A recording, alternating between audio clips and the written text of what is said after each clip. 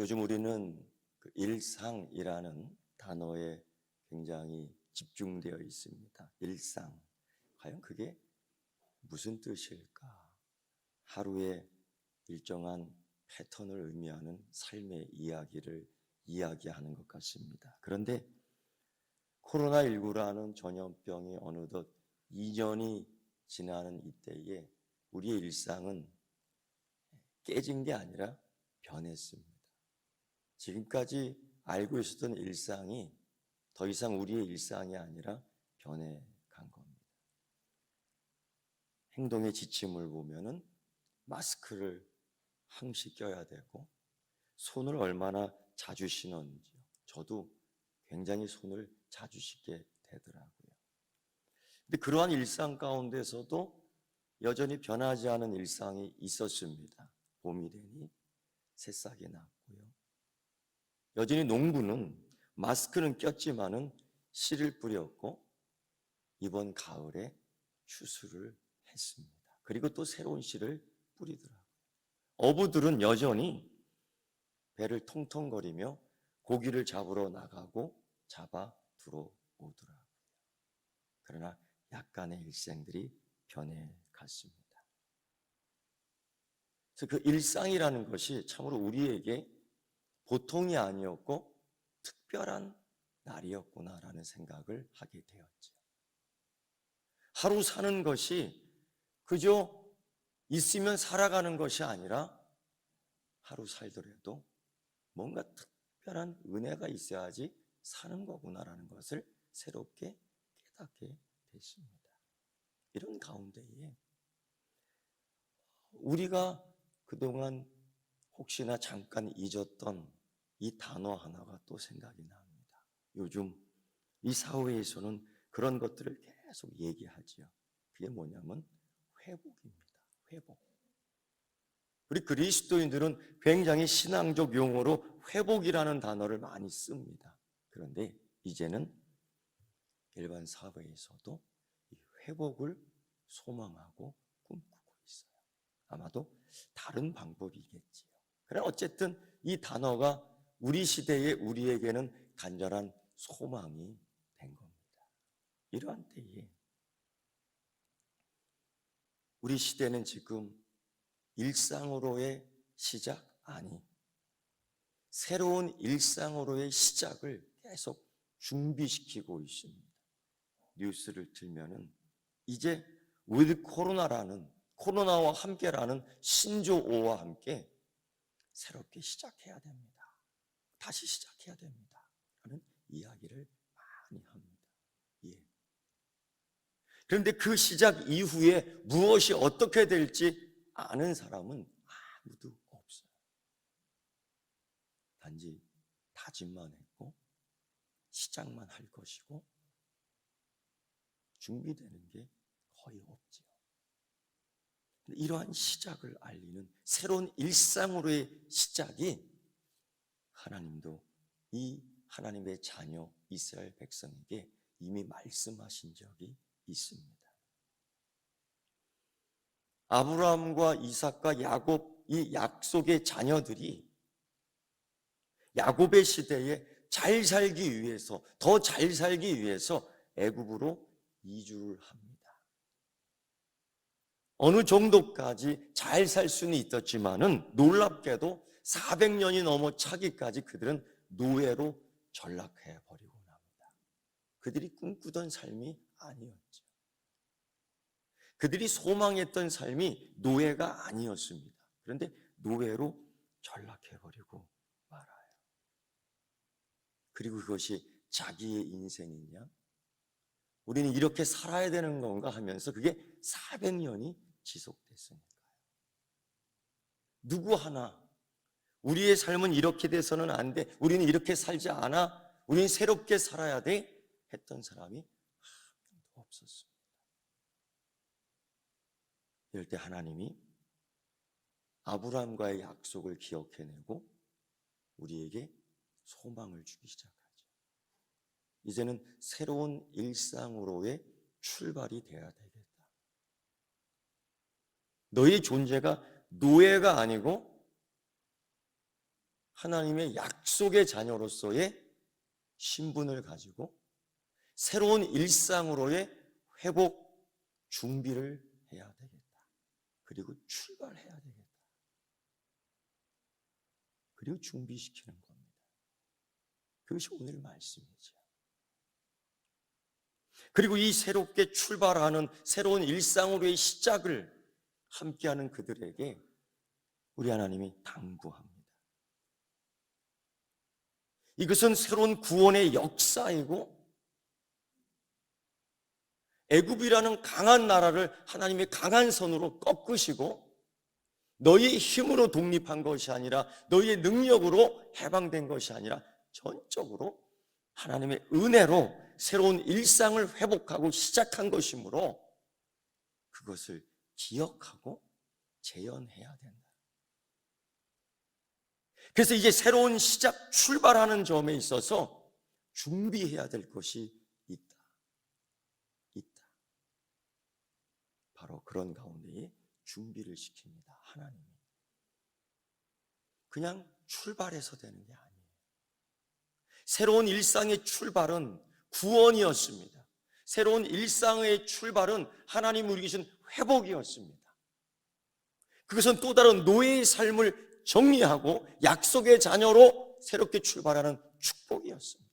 그런데 그냥 출발한다고 되는 게 아니에요. 준비해야 된다. 기억해야 된다. 재현해야 된다. 무엇을?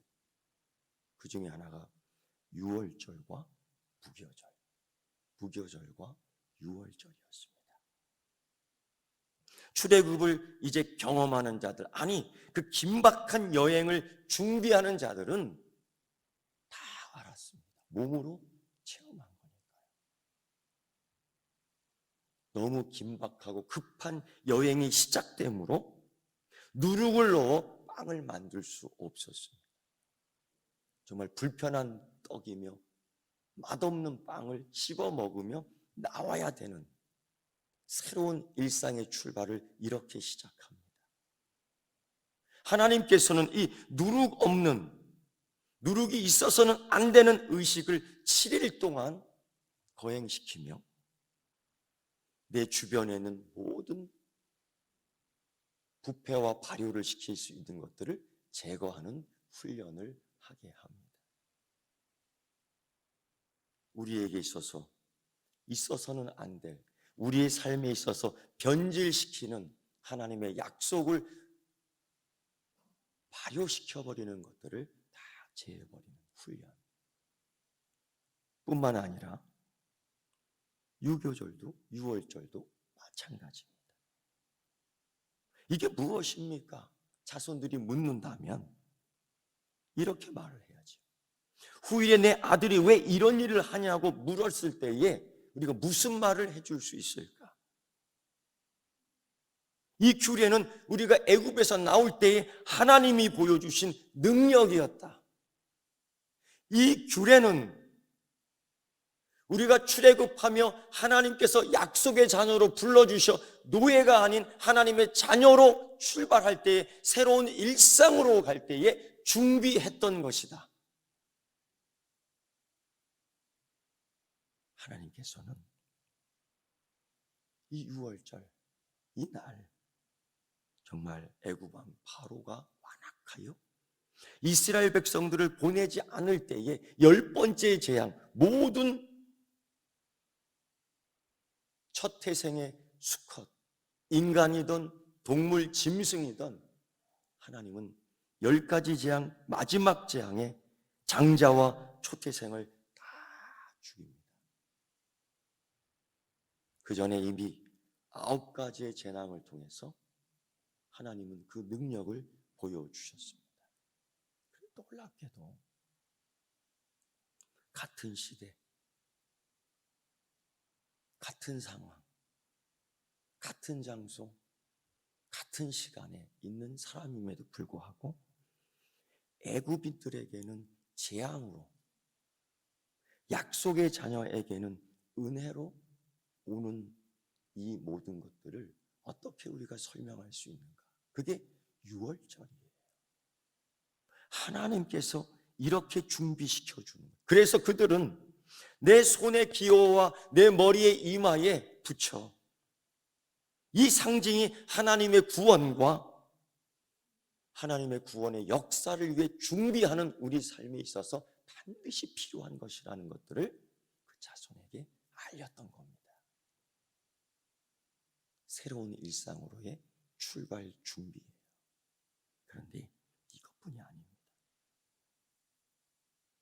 그들이 애굽으로 왔습니다. 잘 살려고. 그들이 애굽으로 왔습니다. 부자가 되려고. 그들이 애굽으로 왔습니다. 더 좋은 것들을 먹으려고. 어느덧 꿈이 그렇게 변해버렸어요. 내가 하나님의 자녀라는 걸 잊었지요. 먹고 살만하니까 내가 하나님의 약속의 자녀라는 걸 잊어버렸지요. 즐기다 보니까 내가 찬양해야 할 시간, 내가 기도해야 될 시간, 내가 예배할 시간도 잊어버리게 되죠. 이러한 때에 요셉은 야곱의 족속을 이주하도록 주선한 이 요셉은 그걸 보고 깨달았던 거예요. 그래서 이 요셉은 죽기 전에 그 자손과 그 친척에게 이렇게 얘기합니다. 나는 죽을 것이다. 그러나 하나님이 여러분을 아브라함과 이삭과 야곱에게 맹세하신 땅에 이르게 할 것이다. 반드시 고로 이스라엘 자손에게 맹세시켜 내 해골을 메고 같이 올라가겠다 하라. 이게 사실 요셉의 유언입니다. 절대로 나를 이곳에 매장하지 말고 너희들이 약속의 자녀로 출발할 때에 나를 메고 가다오. 이게 유언이었습니다. 요셉은 살만한 이 땅에 안주하지 않았습니다. 요셉은 새로운 일상이 자기에게는 오지 않았지만 먼 하나님에 대한 소망을 가지고 본향에 대한 일상으로의 꿈을 꾸고 그 후손에게 이렇게 예언한 거죠. 약속의 땅으로 출발할 때에 내 해골을 메고 반드시 나아가 달라. 그래서 모세는 이 이스라엘 백성들을 출애굽시킬 때에 이 요셉의 유언을 기억해내고 이 유고를 가지고 같이 떠납니다. 무려 40년을 이 유고를 메고 여행을 같이 해요. 새로운 일상에 대한 준비, 새로운 일상에 대한 은혜를 함께 하기 위하여 이 유고를 모세가 가지고 가고 결국 약속의 땅에 이르렀을 때에 여호수아가 요셉의 유고를 세겜에 장사합니다. 그 조상이 잠들어 있는 곳, 그 부모가 잠들어 있는 곳, 그곳에 매장을 해요. 본향을, 약속을 소망하고 살았던 그 새로운 일상으로 가는 그 지점 목표를 요셉은 죽어서도 흔들리지 않았던 겁니다. 바로 우리에게 있어서의 새로운 일상은 이 땅에서 살지만 항상 본향을 잊어서는 안 되는 겁니다. 우리의 고향은 여기일지라도 우리의 본향은 하나님 나라예요. 결국 우리가 여기에서 사는 것이 아니라 우리의 사는 길, 우리의 신앙의 여정은 하나님 나라입니다. 할렐루야. 그래서 우리는 새로운 일상의 출발의 준비는 하늘 나라여야 되는 것입니다. 세 번째요. 하나님은 이 약속의 자녀를 애굽에서 나오게 하며 새로운 일상으로 출발하기 전 준비를 시키는 것이 있었습니다. 바로 하나님을 바라보는 연습입니다. 말씀을 듣는 연습, 말씀을 보여줄 때에 보는 연습. 그동안 이들은 항상 명령과 강압과 핍박과 여러 가지 강압에 의해서 살았던 노예들입니다. 스스로 보며 스스로 선택하며 스스로 책임질 수 있는 능력이 없었습니다. 새로운 일상으로 시작 출발을 할 때에 그들이 보여주는, 그들에게 눈에 보이는 것들을 보며 선택하며 나아가야 될 때 그들은 가만히 제자리에 있을 수밖에 없는 본능이 되어버린 노예의 시간을 너무 많이 지난 거예요. 이때 하나님은 훈련시킵니다. 출애굽했다고 다 해결되는 게 아니지요. 출애굽했다고 다 목표를 달성한 게 아닙니다. 출애굽했지만 어디로 가야 할지, 젖과 꿀이 흐르는 약속의 땅은 아브라함의 하나님, 이삭의 하나님, 야곱의 하나님을 통해서 다 알고 있지만 어디로 가야 할지 몰라요. 그때 두 가지의 기로에 서게 됩니다. 하나는 블레셋 길, 하나는 홍해 길. 그런데 문제는 블레셋 길은 더 빠르게 갈 수 있다는 장점이 있습니다. 짧은 여행. 피로도를 더 갖지 않아도 되는 짧은 여행을 통해 약속의 땅으로 갈 수 있는 겁니다. 그런데 문제는 이 블레셋 땅에는 도초에 강력한 요새들이 다 서 있어요. 군인의 연습을 실제로 해보지 못한 이 노예 출신들의 이 약속의 자녀들에게 있어서는 정말 커다란 짐이 될 수밖에 없어요. 오늘 말씀 속에서 그걸 보고 다시 겁이나 애굽으로 돌아갈 수 있는 가능성이 정말 100%죠. 100%죠. 하나님은 생각합니다. 이 약속의 자녀를 축복의 땅으로, 새로운 일상으로 출발을 하게 될 때에 어떻게 해야 될까? 하나님이 배려해 주. 하나님의 배려. 거기에서 이스라엘 백성들은 블레셋 길이 아니라 홍해의 길을 택해 돌아가는데 이게 40년이 걸립니다. 이걸 선택해야 되는 거예요. 아마 그 중에 빨리 하자, 빨리 가자, 너무 늦다, 내가 살아서 들어갈 수 있을까? 그러나 여러분, 하나님이 말씀하신 거죠. 블레셋 길이 아니라 홍해 길. 이걸 그들이 선택합니다. 그 말씀에 순종을 한 겁니다. 그런데 이제 우리가 갖고 왔던 무교병도 다 떨어졌고 우리가 먹을 수 있는 양식도 다 떨어지고 이 40년의 여행길에 우리는 그 뭘 먹고 살 수 있는가? 우리는 어떻게 방향을 갖고 갈 수 있는가? 400년 동안 노예 생활하며 한 번도 거기서 벗어나지 못했던 약속의 자녀들에게서는 큰 위기입니다. 이때 하나님은 새로운 일상으로의 출발 준비를 바라보는 것부터 시작하죠.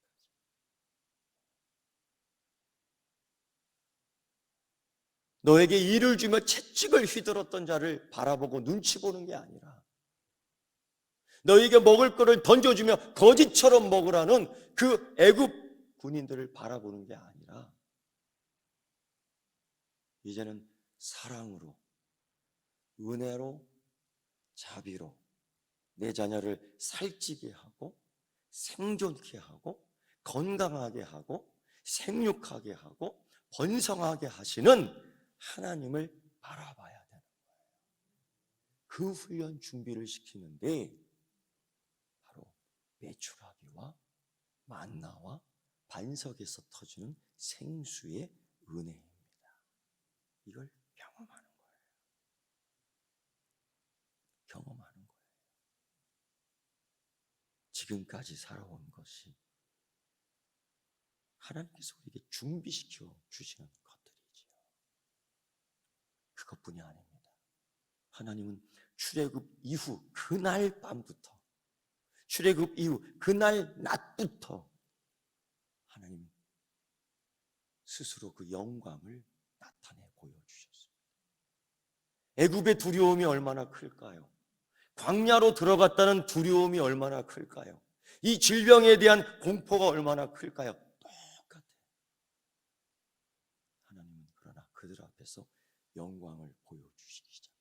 40년 동안 낮과 밤 24시간씩 1초도 빠짐없이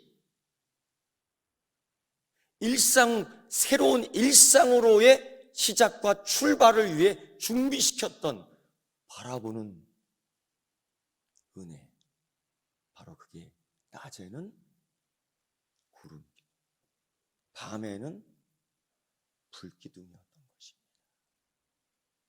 하나님은 이렇게 준비시키며 인도하는데, 여러분, 이스라엘 백성들이 단번에 가나안 땅으로 들어가지는 않았습니다. 하나님 그렇게 인도 안 하셨습니다. 한 걸음씩 한 걸음씩 걸음마를 걷게 합니다. 어떤 이들은 빨리 걷겠다고 걷지만은 넘어질 때가 있었지. 어떤 이들은 하나님 인도하심에 조급하여 그 앞서 나가다 또 넘어지기도 합니다. 동행, 구름기둥과 불기둥을 통해서 새로운 일상의 준비는 바로 동행이에요. 그걸 하나님께서 가르쳐주며 함께 하게 합니다. 이제 우리는 한 주 지나면은 곧바로 새로운 일상으로의 시작, 단계적 회복이라는, 단계적 일상이라는 또 다른 환경에 접하게 됩니다. 이때 우리가 준비해야 될 게 무엇일까요?